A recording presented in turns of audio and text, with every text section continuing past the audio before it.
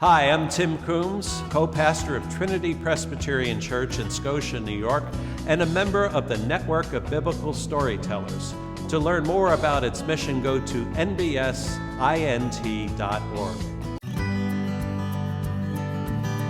Genesis begins with the stories of creation. One, the 7 days of creation, and then also the stories of Adam and Eve. And then it begins this early history of the people of God, a sort of a primeval history.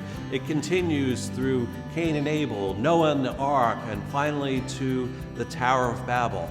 And then after the Tower of Babel begin what is called the stories of the patriarchs and the matriarchs.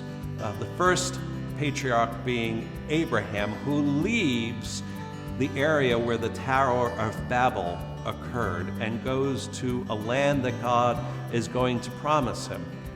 God makes a covenant with Abraham, and there's Abraham and Sarah, and then comes his son Isaac and Rebekah, and then the stories of their sons Jacob and Esau, and then we continue the story through Jacob to the story of Joseph, who goes down to Egypt, well, actually is sold into slavery by his brothers, and then the people come to Egypt to respond to the famine that is going on because Joseph has provided grain for everybody.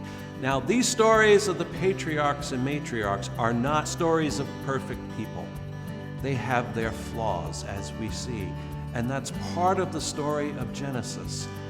The creation begins good, but as the stories continue, we're dealing with people who have their problems, their flaws. These are real people, and we can identify with them. And that's why these stories have endured over the centuries, over the millennium.